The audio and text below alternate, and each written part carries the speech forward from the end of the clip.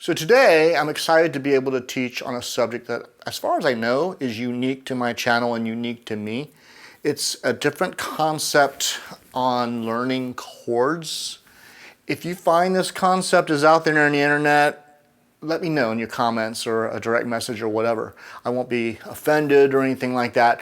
But if you do find it, you'll find it under a different name or label, because as far as I know, because this is something that's originated from me or I've never heard anybody else talk about, I've got my own names for things. So I call the concept chord mining, and what it's going to do is it's going to teach you a different way of learning chords, and it's more like a system to learn chords instead of learning from tabs and from songs. And what it will do is it'll teach you chords you don't normally think of when you're just learning standard songs or you're learning from the cage shapes. It's going to teach you how to play chord melody. It's going to teach you how to build bigger chords, because it's really teaching like skeletons of chords, and they're smaller and you can make them bigger by filling in the gaps. It's going to teach you how to play riffs. So I think it's pretty cool. One thing about the system is the way you learn the chords is the way it's similar to how you learn lead guitar. A great way to learn lead guitar is learn your scales, also your intervals and arpeggios. And if you just say, I'm going to learn all my scales, intervals, and arpeggios all over the fretboard, you're learning lead guitar. Lead guitar, I mean, yeah, it has phrasing and dynamics, repetition and variation, and that's really under the umbrella of creativity. Yeah, you got technique, you got music theory, you got to have a good ear, good sense of feel, intuition. Yeah, all those are there also. But the fretboard part of the guitar for lead is scales, intervals, and arpeggios. Well, for this system of chord mining, the way you practice your scales, intervals, and arpeggios, I'm going to show you some things of practice that help you learn chords. So let's get into it. What we're going to do in a nutshell, if I was just to give you a quick overview and summary, is we're going to take intervals and we're going to combine them with bass notes, and we're going to play them within keys. So I did a video called Tackling Intervals. If you watch that, you'll have a head start, or you'll have a better understanding of intervals if you need those gaps filled in. So I'm not going to elaborate a lot on intervals, but I'm going to take this interval I like. It's these are sixes. 1, 2, 3, 4, 5, 6. In the key of C, the C's on top, there's an E on the bottom, 4th and 2nd string.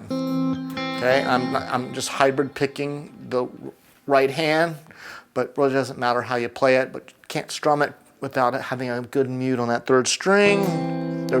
If I strum it, I gotta have it muted. And I'm playing these sixes. They're also known as inverted thirds, because if you take either note and raise or lower it an octave, like the E, you raise it an octave to, that's a third. Or I could lower the C to there, 1, 2, 3, it's a third. So take a third, if you invert it, it's a 6. Sixes are inverted thirds. So think of this as a type of thirds, and thirds are the most common intervals that we use for chords. And I'm going to take these and play these in key of C. So everything you hear me doing is all white keys on a piano keyboard, no sharps, no flats, key of C. 2nd and 4th strings is all I'm doing. And I'm going to combine those with bass notes on the 5th or 6th string in the key of C. So let's start with a C, first scale degree. So these are all 1 chords. Now that one looks deceiving. It's really that interval you saw me do earlier, but I'm adding the C bass. I'm going to finger it like that, okay? Same thing here. Everything's just 3 notes. It's bass note, and then it's the 2nd and 4th strings, okay? Whoops, let's see. There we go. That's a stretch. So I might want to think about taking that C and moving it to that C, same pitch, on the 6th string. Those are all C chords. I just think of them as 1 chords. I don't get complicated. I don't think of like that second one as it's a C, sus, add 9, or I don't think of it like that. I just say these are all 1 chord, okay? And it just makes it simpler to think about. Every other one is going to look like that looks like part of an A shape. This one's part of a C shape. But every other one should be like kind of less ordinary, we'll say, okay? Look at those. Both those look new when I first learned these. Let's do the same thing with D. So now I'm thinking 2 chord, okay? So there's a D bass note. Let's add those same intervals. That one's a stretch. I can reach it, but your hands might not. If you have trouble reaching on the guitar, one little tip, take the neck of the guitar, move it closer to your neck. And that's how you can get more of a stretch. See? A lot easier. I do that. Don't look as cool, but same intervals with the D. Do the E. I can be tempted to go open E, and it'll sound good. But I want you to learn the fingerings. And if you're playing in a key of D flat, you couldn't use an open E unless you were tuned differently. So, whoops. Notice now I use that E farther on that interval, which earlier I did that one. Whoops. So those are E's, here's F. Notice the open, second and fourth strings, those work in the key of C too. So I should have included those earlier. That's becoming a stretch. I might have to do this F. Okay, so you got the idea? These are all 4 chords. I can do it with 5s.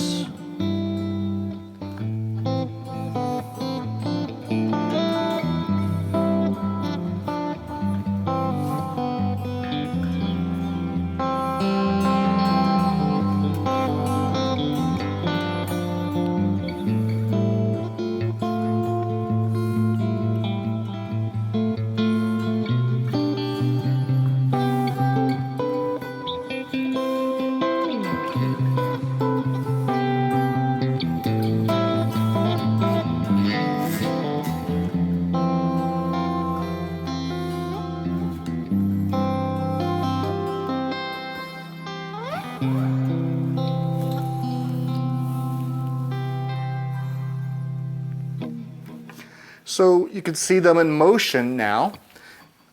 I feel that last chord I played,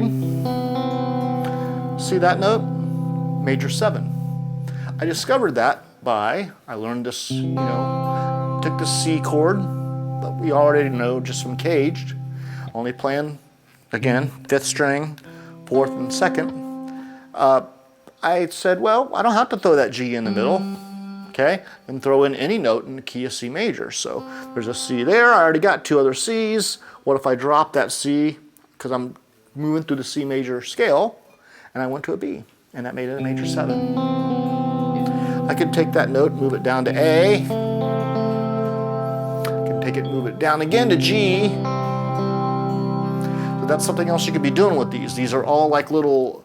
These chord shapes we're playing, they're just 3 notes. They're kind of subsets because we have 5 to 6 strings that we could be incorporating. We have extra fingers, so we might try to play around by adding extra notes, ideally within the key derived from the scale that we're playing, and we'll find more new chords. So I'm just showing you this on the 2nd and 4th string pair with 6s. You could do this with the 1st and 3rd strings.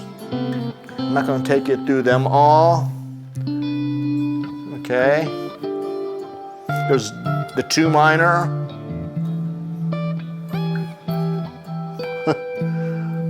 Fret it out for a second. Whoops. That's how I should do it. But if I do the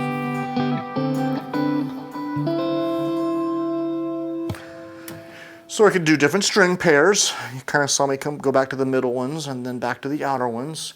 I can do other intervals. So what if we do straight thirds? I'm doing 2nd and 4th strings. Songs like Mustang Sally, use those intervals, right? I added to a bass, C bass note. Had to go up to that bass because I could stretch. D.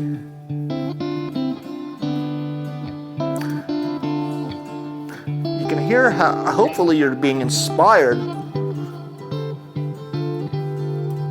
with kind of a riff thing going on, right? Because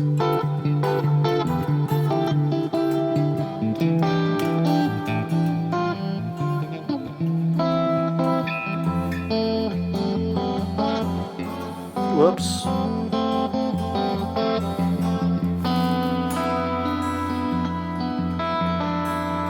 Notice I added that open E in there. That really worked. So that's what you can start doing, is adding other notes that of strings you're not playing. Okay? But I'm taking that F, the 4, and playing thirds with that F.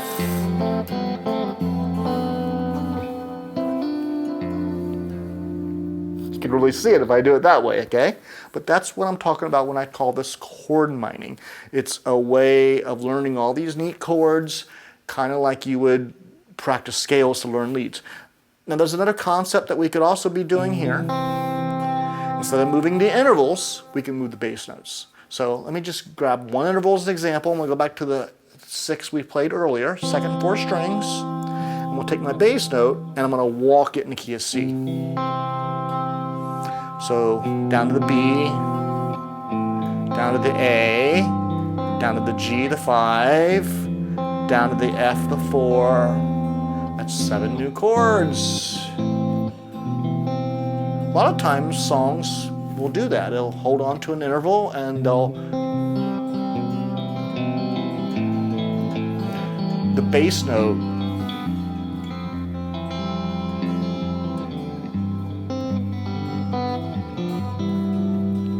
see at the end, that time I held the bass and let the intervals move. But at the beginning you saw the bass note. And yeah, my right hand's kind of doing like a dust in the wind type of fingering. And if you see my index tucked, it's because I got the pick going on there. I could let go of the pick too, but that's how I normally do it. I'll tuck it in the index. Ideally, I wish I could get that pick into my pinky, and if I could get it between my pinky and my ring, which is difficult for me to do, these 3 fingers are most valuable for doing stuff like that. But what I'm doing is not that demanding. If it gets more demanding, I take the pick, put it in my mouth.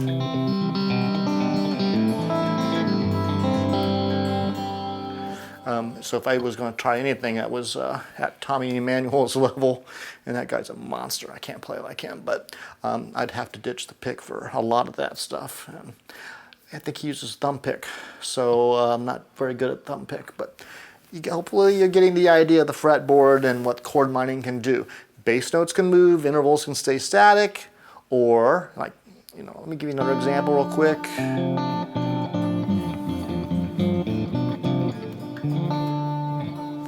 I just had that one static. Bass note moves. Repeat, okay?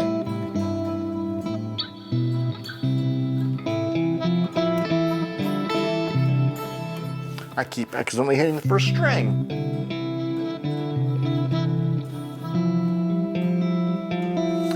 So I'm only playing 5th, 4th, and 2nd strings. So I can play around with other notes. If I can throw those in and they're in the key, I just threw that one in, the E.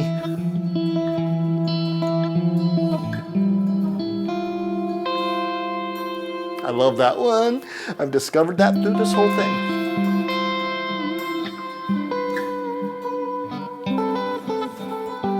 There's my interval moving on the G bass note. See, that's based on the F4.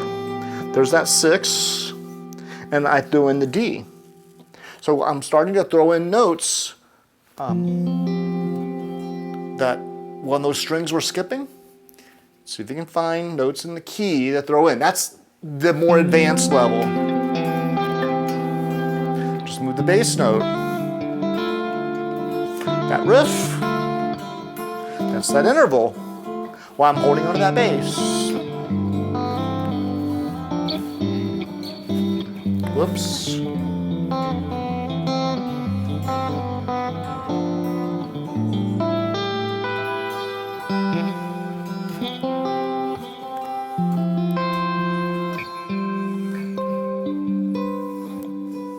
about that one? So these are ideas that I've come up with mostly from chord mining, maybe a few things I've come up with some other methods, but that's the idea.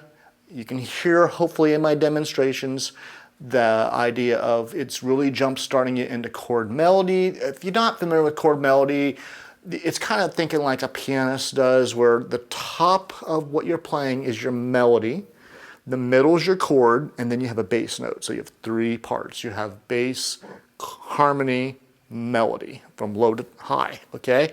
So top of my hand's a melody, and middle's a chord, bass notes on the bottom. Sometimes I'll ditch bass or mids to make sure that melody comes through, especially when things are moving fast, and it'll still work. So, that's the idea. And again, this is not, chord mining is not limited to chord melody. It allows you to play riffs. It allows you to discover new chords. So let me know what you're thinking about this content. If you like it, don't forget to like and subscribe so you can catch more. But please send me direct messages or hit me up in the comments. I want to know what you think about this. I want to know how it's working for you, if you like it, if you've seen it elsewhere with a different label. I got more content coming. Please like and subscribe. Thank you for watching. Until next time.